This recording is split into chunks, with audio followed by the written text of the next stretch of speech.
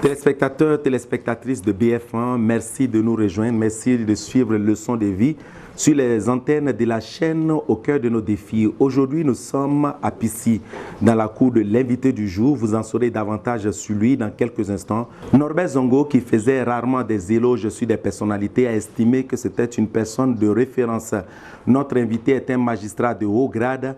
Zoom sur un magistrat intègre au pays des hommes intègres.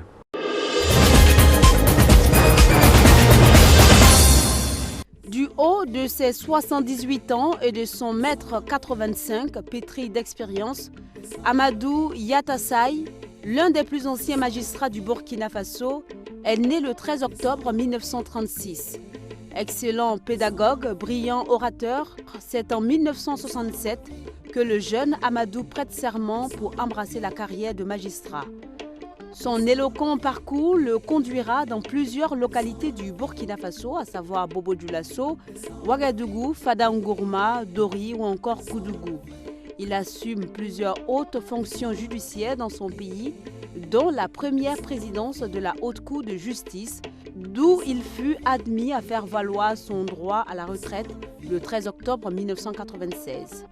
Monsieur Yatassaye est l'un des membres fondateurs de l'Association des magistrats burkinabés à la retraite, UMBR. Par modestie, il a toujours refusé d'en assurer la présidence. Le choix de Maître Yatassaye lui est dicté par un combat d'arrière-garde. Il n'a aucun regret relatif à son parcours. Les témoignages à son sujet évoquent l'homme de cœur et de caractère, le citoyen distingué et cultivé, le patriote aux fermes convictions. Aujourd'hui admis à la retraite, il a toutefois mis ses compétences au service du barreau en prêtant serment le 16 juin 2013 en tant qu'avocat. Ses proches collaborateurs étaient loin d'envisager qu'il lui effleurerait l'esprit de convoiter cette carrière de défenseur des opprimés, comme tant d'autres magistrats avant lui. Richard Téné, comme vous venez de l'affirmer, Amadou Yatassaye, ce magistrat intègre au pays des hommes intègres, est à vous.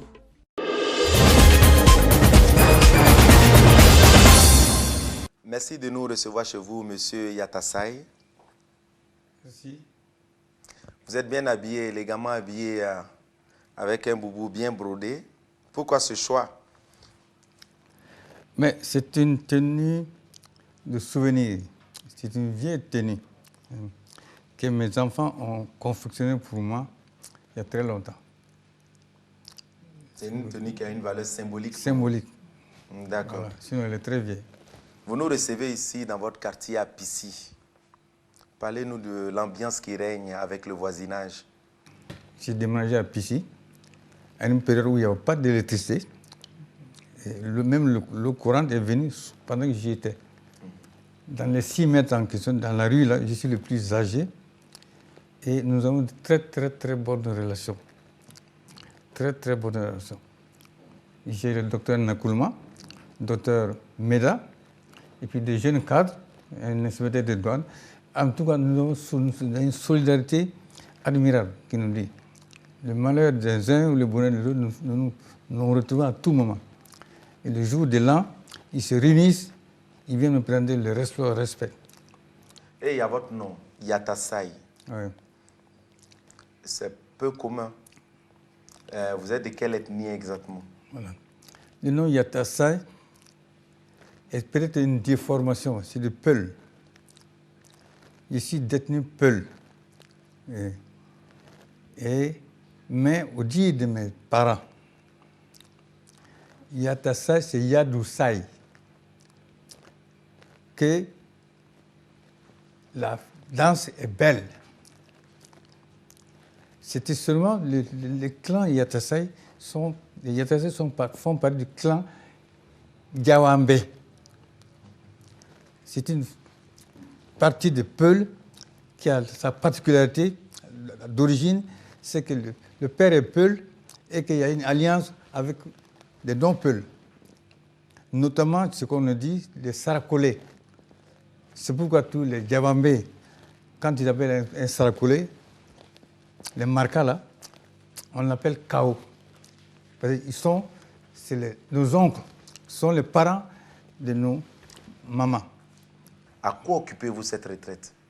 Que faites-vous exactement? Mais à mon départ à la retraite, j'étais à la Cour suprême. C'est de là-bas que je suis parti. Et depuis lors, bon, comme tout retraité, il faut trouver une cause. Parce que je suis parti à la retraite à une période à 60 ans. Actuellement, les magistrats partent à la retraite à 63 ans. Il est même tendance, très prochainement même, il y a des chances que ce soit 65 ans. Nous sommes partis à la retraite à 60 ans. Et en allant à la retraite, j'avais estimé que j'avais quand même des ressources pour continuer à participer à l'œuvre de distribution de la justice. Quel souvenir de votre enfance vous vient le plus souvent en tête? Souvenir de mon enfance, c'est des souvenirs d'amitié. Parce que j'ai commencé à lier des amitiés pendant mon enfance. Et je retiens encore un ami qui est malheureusement décédé, qui était au lycée, que je n'ai pas connu à l'école primaire, mais c'est au secondaire que nous nous sommes connus. Il s'appelle Dayo Frédéric. Il était professeur d'anglais, il est décédé il y a quelques années. J'ai lié amitié avec ces garçons de ma génération, parce que j'avais de l'admiration pour lui, parce qu'il était d'une famille extrêmement pauvre par rapport à la mienne. Je me souviens, son père était atteint de lèpre, mais il travaillait quand même, je le vois dans les champs. Il était atteint de lèpre. De lèpre, les doigts ne sont pas là, mais il était cultivateur. Quand nous allons à l'école, on le voyait dans les champs. Voilà. La vie n'était pas facile. Moi, j'ai lié amitié avec Frédéric et pour lui apporter mon aide consistait à ce que, et puis sa maman ne vivait plus. Donc le vieux a été célibataire avec son fils unique. Donc, nous avons lié amitié. Moi, j'avais l'avantage, parce qu'à l'école, nous avons quand même des lampes. Il n'y a pas d'électricité. C'est les lampes tempête ou les lampes à huile. Alors, et Frédéric me venait à la maison. Au moins, on mangeait ensemble. C'est une charge de moins pour son père. En tout cas, si les heures régulières, les heures de repas, il était à la maison. Alors, et je le raccompagnais. Et c'est un enfant courageux. Parce qu'il fallait, pour pouvoir continuer des études dans un tel dénuement, ce n'est pas le donner à tout le monde. Il a étudié jusqu'à... Il est devenu professeur. Et c'était admirable. Lorsque vous observez les jeunes aujourd'hui, qu'est-ce que vous vous dites comparativement à votre génération? Les jeunes aujourd'hui sont victimes de la société elle-même. Parce que les parents n'ont ni le temps, ni les moyens de donner à leurs enfants une certaine éducation. Les parents, voilà. C'est un peu vous. Oui, aussi. Mais c'est la société aussi dont nous suivons. La société, les images à la télé et consorts. Mais ce n'est pas de leur faute également. Ils sont nés de trouver ça comme ça. La transformation de la vie. Et moi, je vise même depuis la révolution démocratique et populaire. Là. Alors, moi, je crois que cette révolution a eu quelques aspects négatifs. Voilà. Thomas Sankara. Voilà, la révolution, la période de révolution. Il y a un moment où les enfants sont devenus brutalement... parce que moi, mes enfants étaient dans des CDR. Des CDR. Comité de défense de la Révolution. J'étais à Bilibargo, il y avait la maison de CDR là-bas à côté de l'école de santé. Là. Voilà. Mais je n'arrivais pas à les maîtriser à l'époque. Voilà. Un jour, j'ai vu mon fils même dans une jeep militaire. Hein?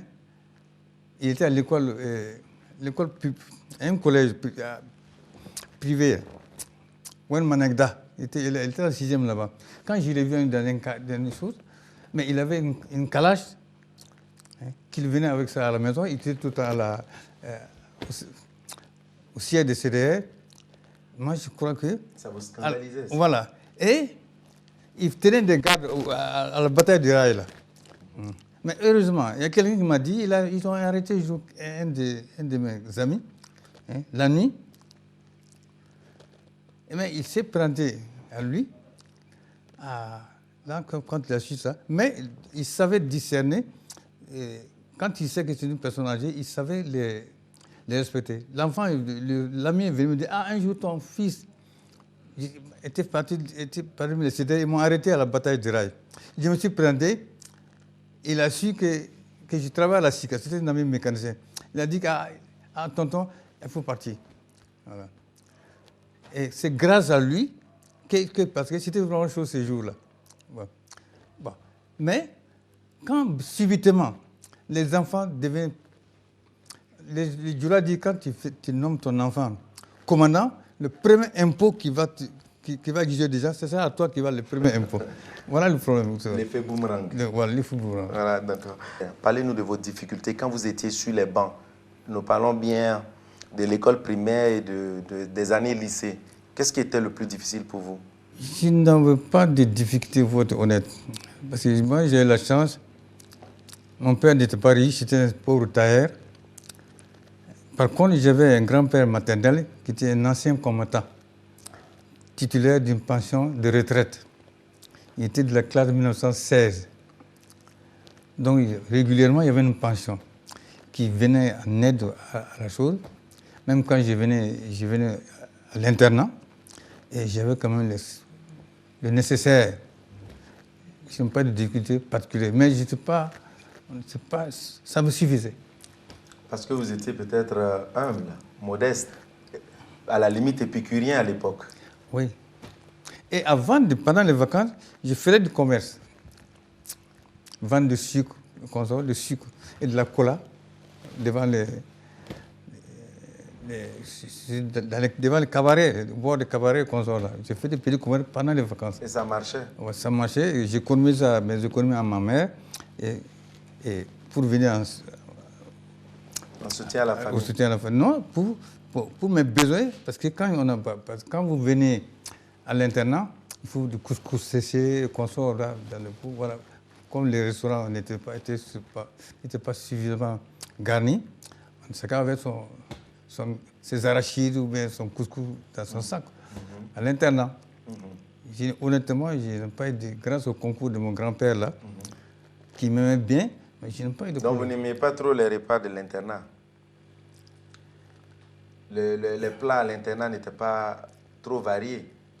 À l'époque, ce n'était pas varié du tout. Ouais. Et le plan B que vous aviez, c'était quoi?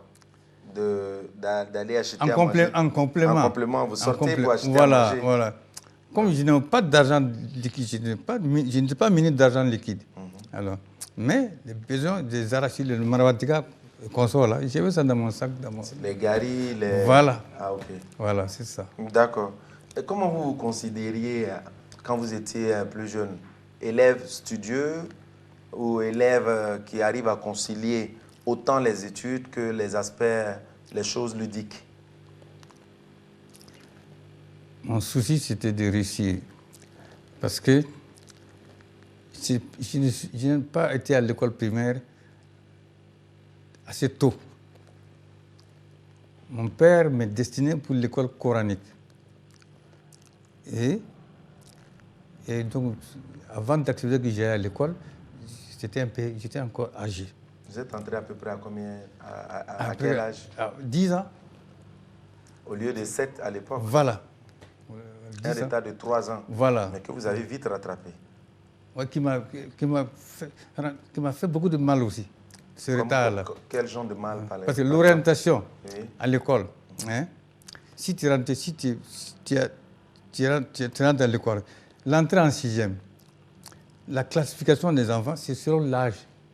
Quand ceux qui sont destinés au lycée, sur l'enseignement technique, c'est une répartition en fonction de l'âge.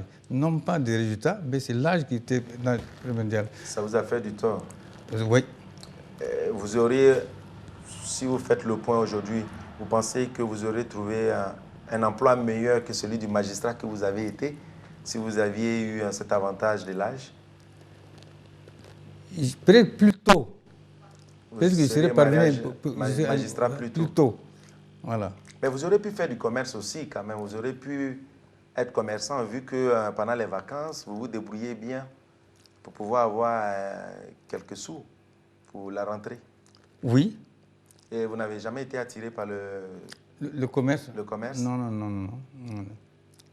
Mais si j'étais rentré plus tôt à l'école, parce qu'effectivement, il y avait cette pratique de jugement sur d'acte de naissance. Moi, j'ai une date de naissance précise. J'ai vu des camarades plus âgés que moi, mais qui, pour les besoins de la cause, on les a fait une dispense d'âge. Nous nous connaissons dans le quartier. Il y en a que je traite de petit frère, parce qu'officiellement, alors qu'en réalité, il est plus âgé que moi. Quel sens donnez-vous à l'amitié? L'amitié n'a pas de prix. L'amitié est une qualité. Si tout le monde accordait la même valeur à l'amitié, il y aura moins de méchanceté dans ce monde-là. Voilà. Un ami, c'est sacré. Un ami, c'est sacré. Et vous avez beaucoup d'amis? Vous avez des connaissances ou des amis? Non, je n'ai pas beaucoup d'amis, honnêtement. Je n'ai pas beaucoup d'amis. Vous avez beaucoup de connaissances, beaucoup de relations. Voilà. Qu'est-ce qu'il faut pour être l'ami intime à la limite de M. Yatassaï? Comment vous percevez un bon ami pour vous? C'est quoi? Un bon ami, c'est celui auquel, selon mes remarques, auquel on peut se fier, auquel on peut confier des confidences. C'est ça un ami. Et puis être certain que ça sera gardé pour lui. Et des amis comme ça, vous n'en avez pas assez autour de vous? Ah non, j'en avais, il y en a qui sont décédés. Parce que l'ami, quand tu es avec l'âge, souvent c'est là la séparation. J'ai des amis aujourd'hui qui sont décédés. Nous allons suivre un proche parler de vous. Peut-être qu'il est votre ami, peut-être qu'il est... Vous allez nous dire après. D'accord. Quelle place il occupe dans vos relations? À présent, la rubrique Avis.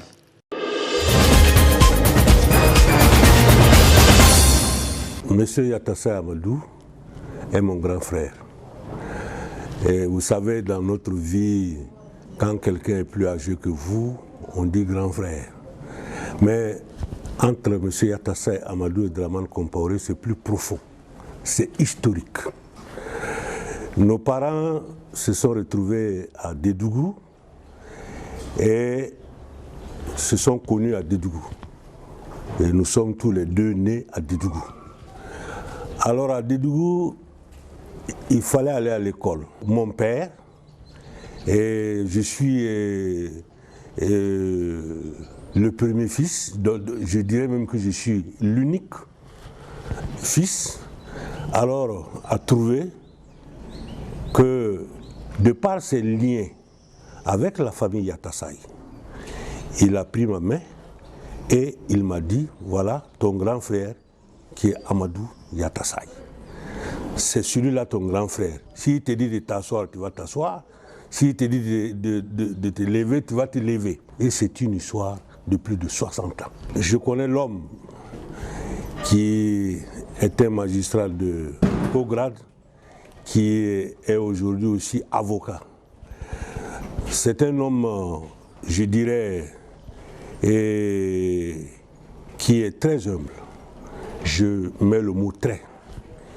Il est très humble, très réservé, et puis très courtois. et très sociable. M. Yatassaï Amadou, à un moment donné, c'était le juge de Koudougou. Et pour aller à Dédougou, il faut passer par Koudougou.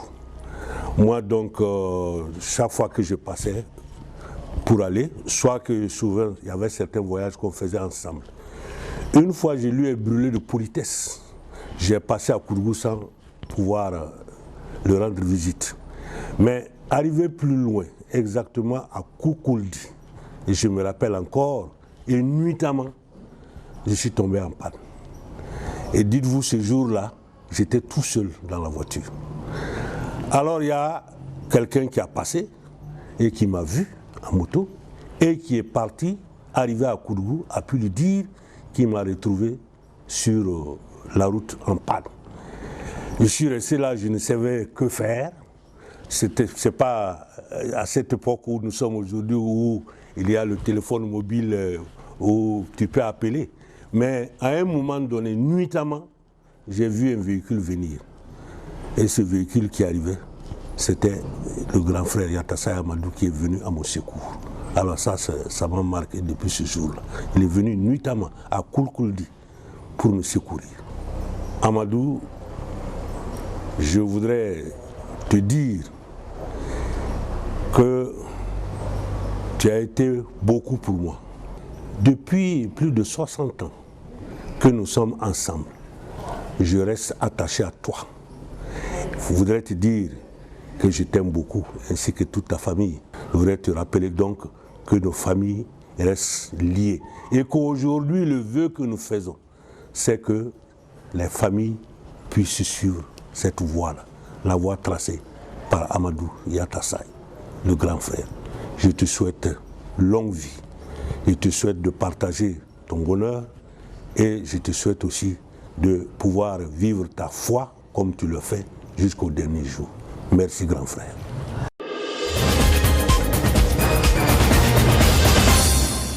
Retour donc sur le plateau avec vous, M. Yatassaï. Vous avez un commentaire à faire par rapport à ce que vous venez d'entendre à l'instant? Je ne peux que remercier celui qui a fait ce Darman Compaoré. Oui, moi, on parlait d'amitié, il a fait de fraternité. Il m'a parlé, je le connais, c'est un ami, c'est un frère. C'est mon point de vue. C'est un frère. Et ce qu'il m'a fait trop d'éloges. Les détails que j'ai été le porter secours à Koukouldi. Honnêtement, oublié. Moi j'ai oublié. Moi j'ai oublié. Mais je sais que c'est quelqu'un. Moi j'ai fait ma carrière de magistrat en dehors, tout droit, en dehors de la capitale. Vous étiez surtout à Fada? J'ai fait 2 fois Fada, Dori, Bobo, Koudougou. Mais je suis venu tard à la capitale. C'est sous la Révolution, lorsque nos aînés ont été dégagés ou mis en retraite, que moi, étant à Koudougou, j'ai fait partie des anciens pour venir ici. J'ai trouvé Draman également qui est à Ouaga depuis de belle lurette.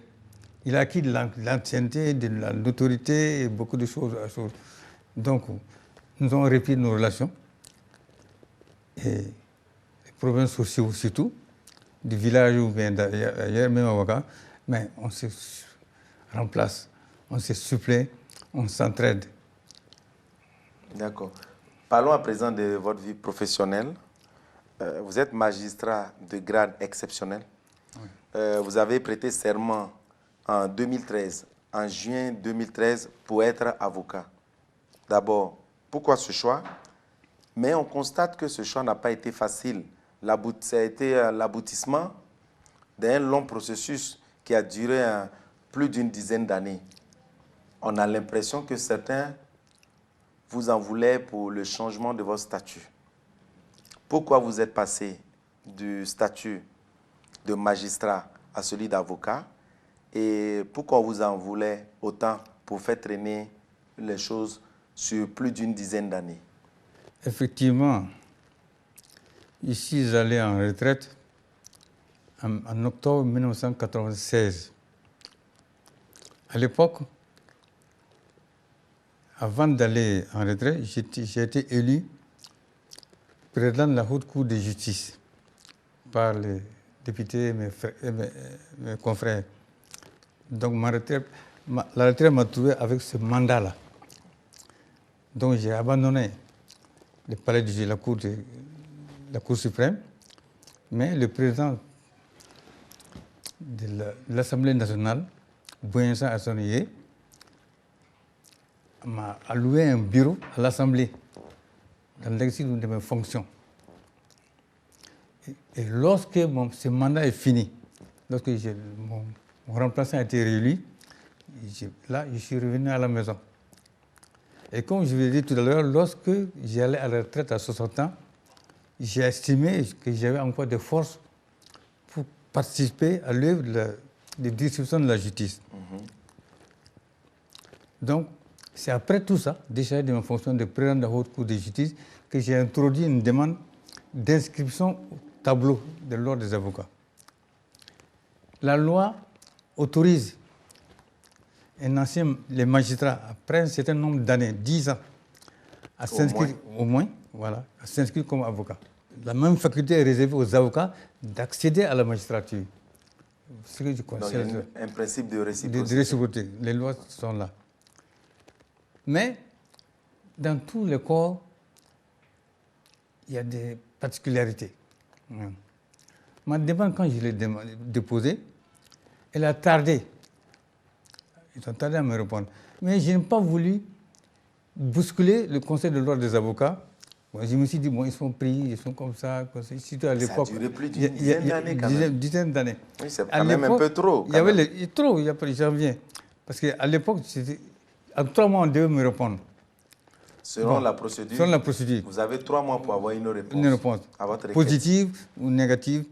Ou bien, et puis j'ai la possibilité de faire appel.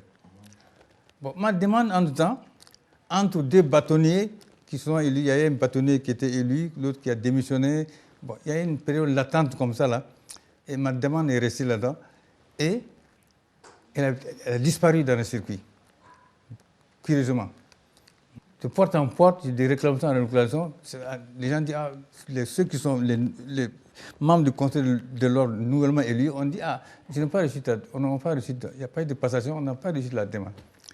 J'étais obligé de faire une nouvelle demande, c'est à la poste, avec accusé de réception. Pour être sûr au moins. Pour être sûr que ça va parvenir, voilà. Voilà comment j'ai fait. Traçabilité. Voilà. Bon.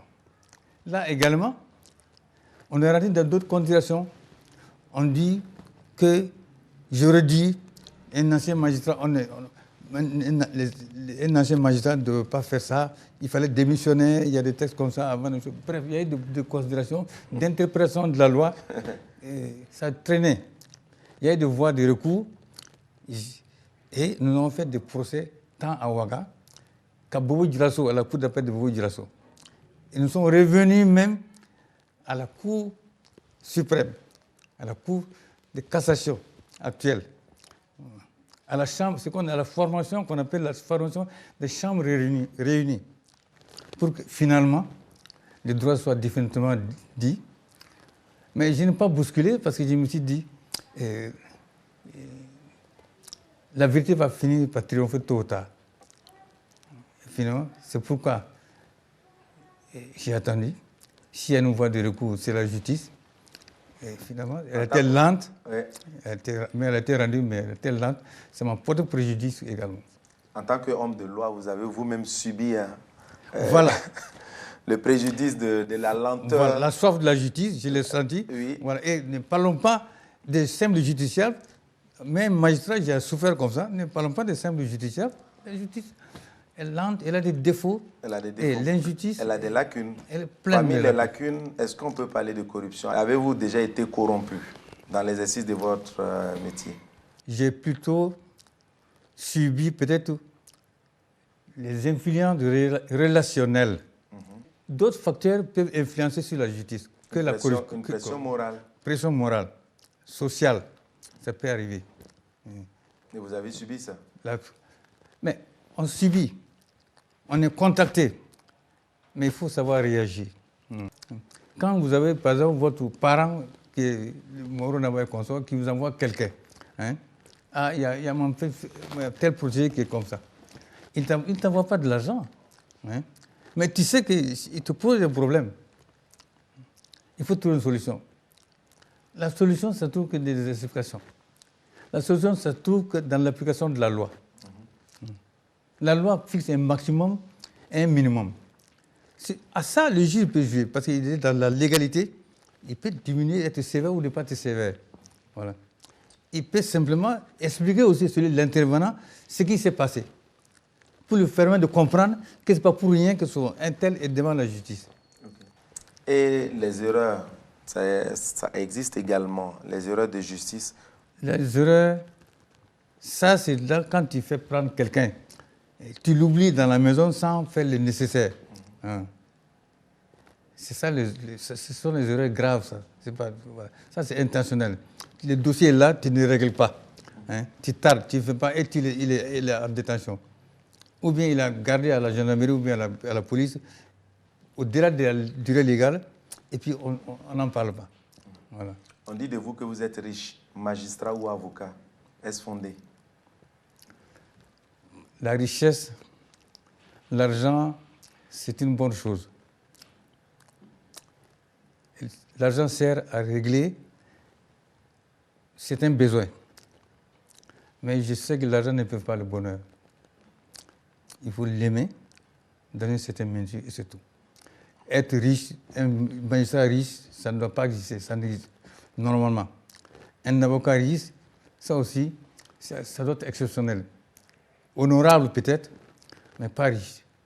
La richesse, ça trouve dans d'autres activités, dans d'autres corps de métier. Mais vous étiez un magistrat de haut grade. Vous êtes supposé être riche, avoir une autonomie financière quand même, une assise pour ne pas vous laisser corrompre. La magistrature est organisée de telle sorte, quand du haut grade, il y a un gradué, c'est quand vous débutez dans la profession que le juge a la possibilité d'être corrompu. Il est en contact avec les justiciables, il est en contact avec les gens qu'on arrête. Au fil des ans, tu augmentes de grade, tu as plutôt des rapports avec la légalité, la jurisprudence, la loi. Il y a beaucoup de choses. Au moment où ça arrive, quand tu es dans la haute juridiction, il n'y a plus de nécessité, en général, de corrompre quelqu'un même. Nous allons décompresser un peu en suivant vos enfants parler de vous dans la rubrique à vie, ce maintenant.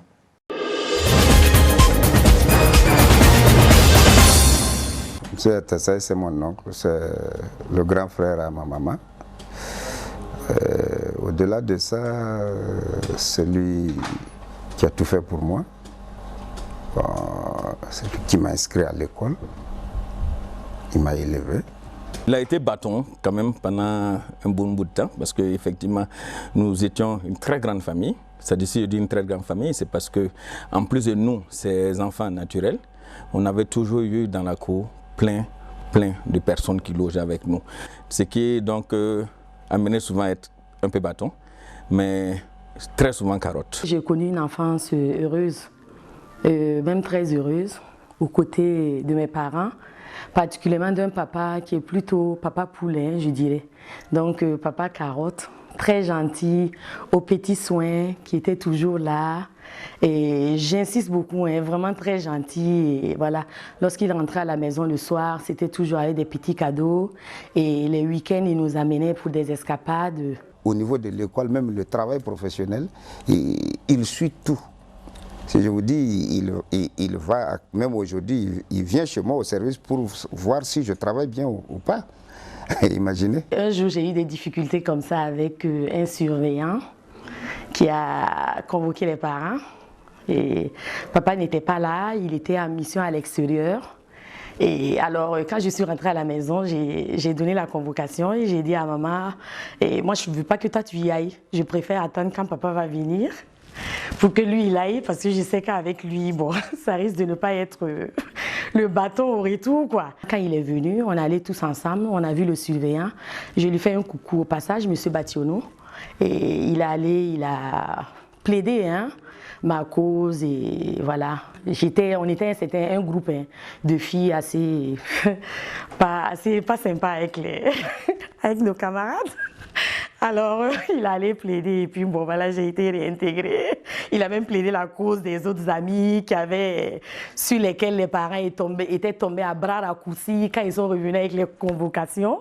Et lui, il a plaidé, il est même allé dans les familles pour calmer les ardeurs des parents. Et puis voilà, la vie a repris son cours. Mon grand frère, lui, il fumait de la cigarette.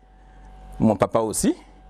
Et il demande un jour, il voit un paquet posé, il dit, je ne veux pas nommer le grand frère, quoi, mais il va se reconnaître, je pense. Et ce sont tes cigarettes ou bien tu ne fumes pas ces marques-là? Il a insisté, il dit non, lui ne fume pas. Donc, de revenant du palais pour venir à la maison, le grand frère était indépendant juste à côté. Le papa l'a aperçu en train de fumer. D'habitude, il passe juste, il continue à la maison. Là, il allait tout droit vers le grand frère, qui, en voyant le papa, a tenté de camoufler sa cigarette. Il a mis comme ça un peu, vous voyez, et puis il a mis sa main dans sa poche. Le papa est parti, il lui a tendu directement la main. Il ne peut pas refuser. Il a pris la main. Je pense que depuis là, il a dû être le meilleur danseur de Zigribiti de son époque en ce moment. Parce que là, c'était la danse à la mode, quoi. Chaque fois, il quittait le palais de justice à Bobo pour venir me chercher au lycée. Un jour, il a beaucoup plu. Et il s'est levé sous la pluie pour venir me chercher. Ah, il est venu, moi je l'ai vu passer. Le temps d'ouvrir les yeux, il était déjà loin. Donc j'étais là maintenant, j'ai fait demi-tour, courir après lui pour essayer de l'aider, quoi. C'est là, certainement, dans le rétroviseur, il m'a vu, mais il s'est dit que bon, c'est toi. Il a fait demi-tour et me dit, mais c'est pas possible. Tu n'arrives même pas à voir à ton âge sous la pluie encore. Papa, j'aimerais te dire que tu occupes une place très importante, une très grande place dans mon cœur et dans ma vie. Cette place-là que tu as su honorer par ton amour et ton courage. Je voulais te dire que, voilà, tu as toujours été là pour moi, que notre complicité et notre entente me rendent énormément forte. Je suis fière de toi. Que je connais tes attentes, hein, et je voulais te dire de compter sur nous pour ne jamais faillir à ce que tu nous as appris. Je voulais te dire que je t'aime plus que tout. Dan, je te demande de continuer toujours ce que tu fais. On est fiers de toi. À tout moment, nous discutons. Quand je suis d'accord, tu le sais. Quand je ne suis pas d'accord, tu le sais. Et je le fais malgré tout parce que tu es mon papa et que maman est là et que vous faites tout pour nous. Vous êtes tout pour nous. Merci de nous avoir donné une aussi belle et grande famille. Je t'aime, papa.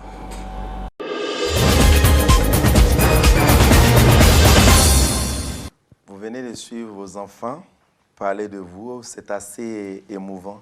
Quels commentaires vous pouvez en faire? Mes enfants, je les aime comme ils ont dit qu'ils m'aiment également. Et j'ai fait ce que je peux pour eux. Je continue à les suivre dans leur vie. Il y en a qui sont mariés, ils sont tous mariés. Et la vie continue. La vie continue. Ce que je leur demande, toujours de continuer la règle de morale. Être intègre, croire en Dieu, aimer l'homme, éviter la méchanceté. Et je ne voudrais pas, même après ma mort, parce que après la mort, les hommes ne sont pas morts comme on dit, entendre vous dire que j'espère. La règle que je leur ai inculquée, qu'ils continuent ils en tireront les bénéfices, quoi que ce soit. Voilà. À présent, votre épouse, celle-là qui partage votre vie depuis maintenant une 50aine d'années, elle est à vos côtés. C'est ça. Nous la suivons.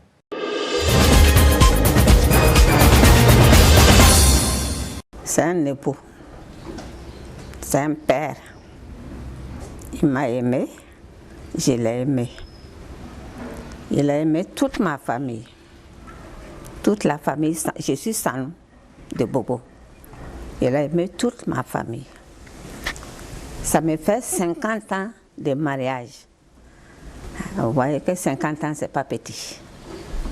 Mais il m'associe à toutes ses décisions. Même la décision d'ouvrir le cabinet, il m'a appelé. Il dit, j'ai l'intention d'ouvrir un cabinet, qu'est-ce que tu en penses? Je lui dis, tu es fatigué, il faut laisser comme ça. Il dit, non, que je ne voudrais pas m'asseoir comme ça, laisse-moi faire. Bon, j'ai dit, d'accord, vas-y. Il a ouvert son cabinet et chaque fois qu'il a une audience, en sortant, il me dit, bon, tu m'as aidé à ouvrir le cabinet, j'ai l'audience aujourd'hui. J'ai dit, prie pour moi, j'ai dit, bon, vas-y, que Dieu aide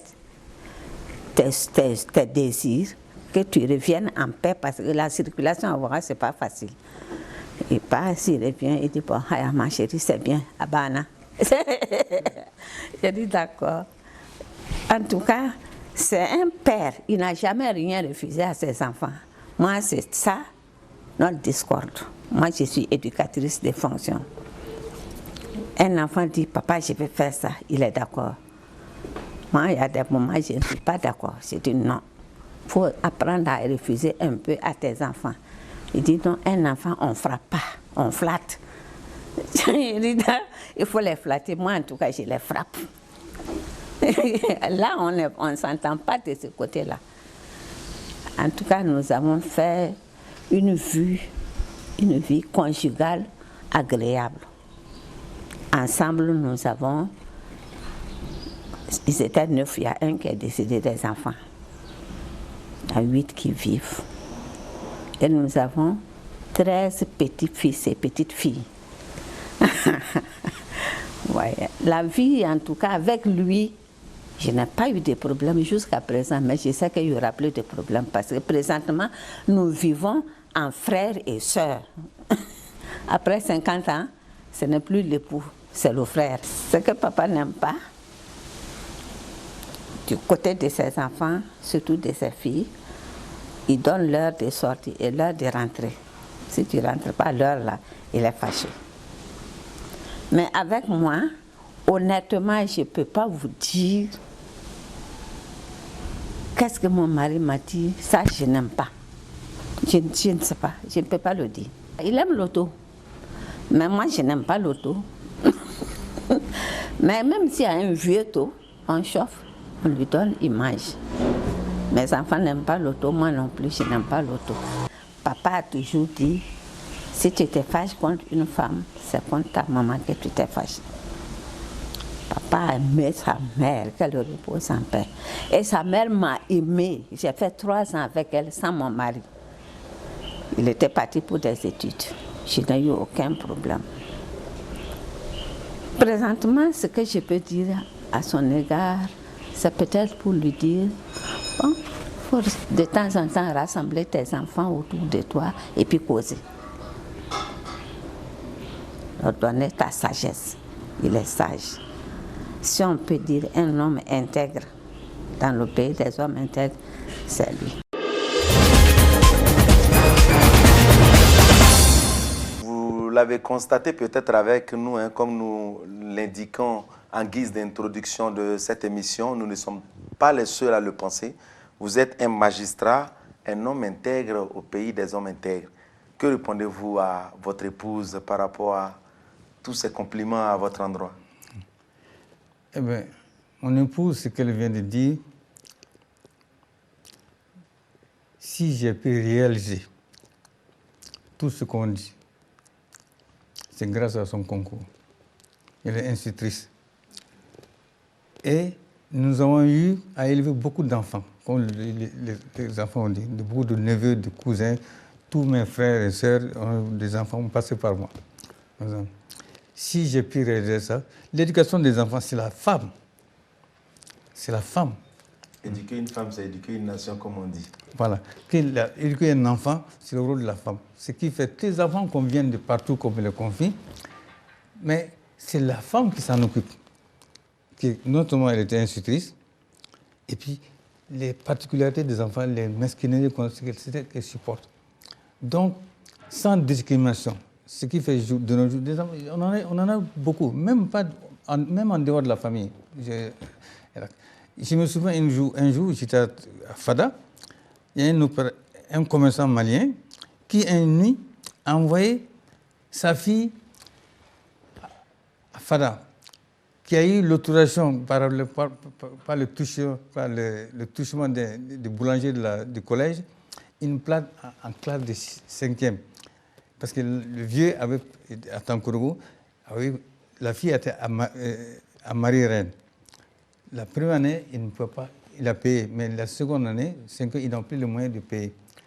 Il a simplement donné une lettre à sa fille, nuitamment qui venait par le transporteur, avec une lettre dans laquelle il me demande au nom de Dieu, je te confie mon enfant, j'ai une place pour le collège, pour ma fille. Celui qui m'a aidé à avoir de la place dit qu'il est le commerçant, il ne peut pas garder une fille à son domicile, c'est pas sûr. Je lui demande de l'accueillir au nom de Dieu. Quand j'ai ouvert la lettre, elle était avec sa valise, elle attendait au bas de l'escalier. J'ai montré ça à ma femme. Mais elle dit, qu'est-ce que tu veux qu'on fasse? Il faut la prendre. La nuit, on envoie une fille la nuit avec ça. Qu'est-ce qu'on peut dire? Il faut la prendre. Mais nous l'avons assimilée. Elle a eu le BPC, elle est devenue institutrice. Et nous avons été témoins de son mariage. Et ça fait une solidité telle. Tout ce que j'ai pu regarder, c'est grâce à cette femme-là, qui n'a pas su. Et comme elle a dit, quand j'étais aux études de formation de magistrat pendant 3 ans, elle était à Dédou. Après notre mariage, moi j'étais aux études. Elle est restée auprès de moi. Et si autant je lui suis reconnaissant pour ce qu'il a fait aux enfants, autant elle était tellement liée à ma mère que moi j'ai obtenu certains secrets de ma mère grâce que par elle. Elle a préféré le confier à sa belle-fille qu'à moi-même. Elle n'est plus votre épouse, elle est devenue votre soeur, comme elle a indiqué tantôt. Si le côté professionnel là a passé, quand j'ai demandé à être inscrit au barreau, c'est loin. Les adversaires, ceux qui m'ont accompagné, certainement dans l'ombre, parce que je ne vois pas d'ennemis dans le corps des avocats. Surtout parmi les anciens. Quand on se voit, on s'embrasse. Mais je sais ceux qui ont œuvré dans l'ombre pour perturber le déroulement normal de son dossier. Et les jeunes avocats aussi m'ont vu après ma prestation de serment. Moi, je n'ai pas d'ennemis et je ne suis pas rentré dans le barreau là. C'est pour participer, pour aider les gens. C'est en tout cas pas pour de l'argent. Ce n'est pas à cet âge-là qu'on devient avocat pour avoir de l'argent. Ça, c'est un. Mais en tant qu'ancien magistrat, ayant de nombreuses relations, même tout à l'heure, quelqu'un a appelé. C'est au sujet d'un dossier. Mais parce que je sois avocat ou non, je suis obligé d'intervenir, d'aider les gens. C'est comme un médecin souvent qui aide les patients. Sinon, je suis parti régulièrement à la retraite. J'ai une pension qui me suffit de vivre. Voilà. Et j'ai ouvert mon cabinet. Je vis avec des gens. Je sers des salaires à des gens. Une petite équipe, on s'entraide. C'est pas le fait de m'occuper et de voir la nécessité de m'occuper. Non seulement vous êtes généreux, mais vous êtes suffisamment humble. À présent, la rubrique cliché, où vous avez décidé de commenter 3 de vos photos qui vous tiennent à cœur.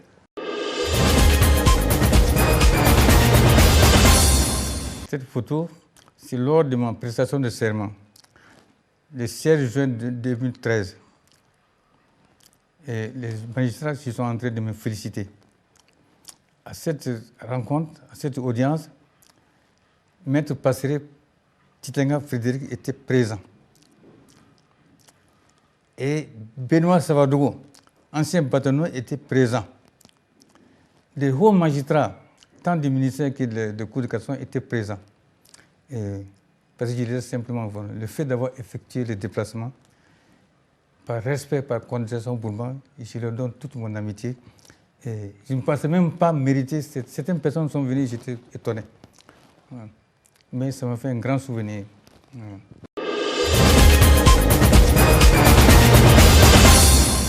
Ça, c'est une installation à la Haute Cour de justice.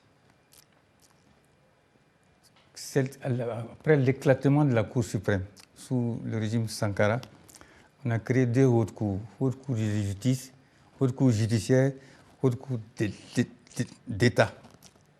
Moi, j'ai été nommé procureur général à la Haute Cour judiciaire. Et c'est une audience de cérémonie de prestation de serment.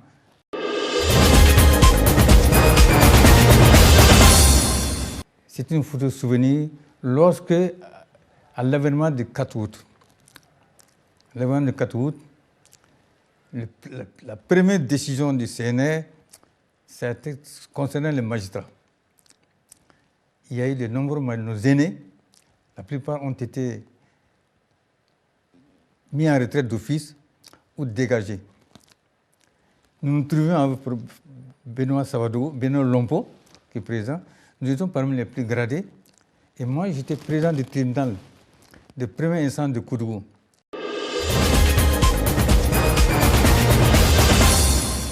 Nous sommes presque au thème de cette émission, Leçon de vie, avec vous, M. Yatassaye. Vous nous recevez chez vous ici à Pissy. Les questions classiques. Quel est le moment qui, à votre sens, vous paraît le plus heureux ou l'événement le plus heureux de votre vie à ce jour? Le moment le plus heureux, c'est lorsque est né mon premier gosse, mon premier fils. La naissance de votre premier fils. Voilà. Parce que moi, j'ai eu à élever des enfants sans avoir d'enfants. Voilà. Le premier fils, c'est la naissance, je me souviens, c'était un heureux événement. Ça vous a marqué? Oui. Ça se voit que vous aimez les enfants. En tout cas, madame l'a dit, vous êtes, même votre fille l'a confirmé, un papa carotte. Voilà. Et le moment difficile de votre vie? Les moments difficiles, ce que j'ai remarqué, c'est lorsque, quand je vois que des barricades occultes et injustifiées ont été mises sur le chemin de mon inscription au barreau. Pour être avocat. Pour être avocat. Pendant une dizaine d'années, il y a eu un blocage pour une situation qui aurait pu se débloquer en 3 mois. Voilà. Donc, en tant que magistrat... Même si on m'avait dit, c'est pas la peine de tout, j'allais sur. Mais par des procédures, par des auteurs, malheureusement, des gens vraiment que... Donc, ça m'a permis d'apprendre la vie, que quel soit l'âge, on apprend quelque chose. Vous avez été touché au cœur même de votre statut, vous qui êtes magistrat, vous subissez la dure réalité, comme nous l'indiquons tantôt, de la loi. Voilà, c'est pas simple. Voilà. Alors, quel est, à votre avis, votre plus grand défaut? Mon plus grand défaut, peut-être que c'est que je n'oublie pas facilement. Vous êtes un peu rancunier? Voilà, ça me vient. Je ne rampe pas, je ne me venge pas. Mais de temps en temps, voilà. Ça vous revient? Voilà, de temps en temps, ça me revient. Quel est votre plus grand regret? Mon plus grand regret est le suivant. J'ai perdu ma mère. Mon père, je l'ai perdu quand j'étais au secondaire. J'ai perdu ma mère étant en fonction. À la même cour, j'étais à la Cour suprême. Nos camarades, les communes, tous ont fait les déplacements à Dédou. Je l'aimais tellement. Okay? Quand j'étais à Dédou, tous les mois, j'allais vous la voir. Mon plus regret, j'ai tiré un téléphone pour pouvoir l'écouter, il était handicapé. Mais mon plus grand, c'est que j'ai pensé, il est parti à un moment où j'avais beaucoup plus de possibilités de le rendre service, de lui faire plaisir. Malheureusement, il est parti. Elle est partie quand vous aviez encore les moyens. Je suis encore redevable d'elle. Voilà. Si les choses étaient à reprendre, est-ce que vous seriez le magistrat ou l'avocat que vous êtes aujourd'hui? Non, je ne regrette pas d'avoir exercé ce métier. Si c'était à recommencer, je suis prêt à le faire. Mais qu'est-ce que vous Parce que je sais qu'on peut se rendre utile en le faisant. Et quelle facette de votre vie auriez-vous souhaité voir changer? Ou bien vous aimez votre vie telle qu'elle est? Non, ma vie, je ne me reproche pas. D'accord. Ce que je veux voir changer, c'est au niveau de la jeunesse, des enfants. Voilà. Ça tombe bien. Quel est votre message pour tous ces jeunes-là qui nous suivent alors, aux enfants, je leur demande d'être courageux, d'être respectueux, de ne pas être, d'éviter la méchanceté et de se dire qu'avec le courage et le travail, on peut arriver.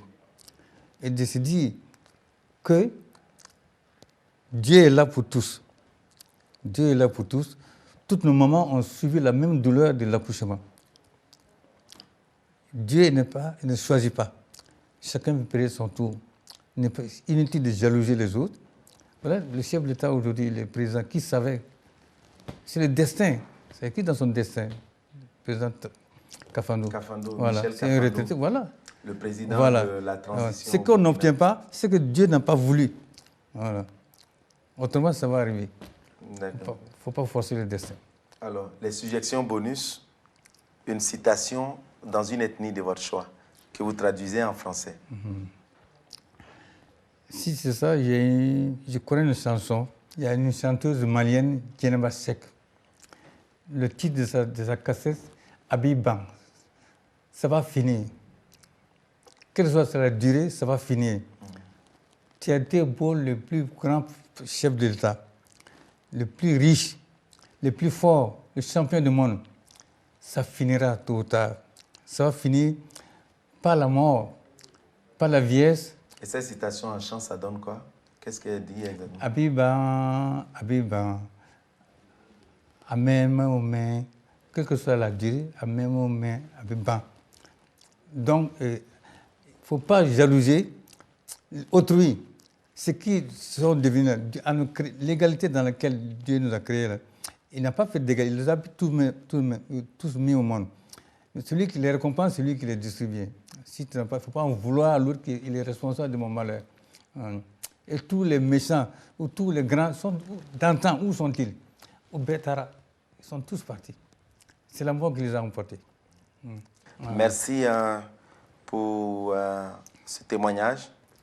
Cette émission, comme la chanson qui dit tout fini, un jour ou l'autre, l'émission est malheureusement à son terme parce qu'on aurait pu pendant des heures et des heures encore échanger avec vous, en apprendre de vous, partager des leçons de vie avec vous. Merci, Monsieur Yatassaye, de nous avoir reçus chez vous ici à Pissy. Je vous remercie. Que Dieu vous bénisse. Continuez à bien travailler. Je vous ai vu en activité ici.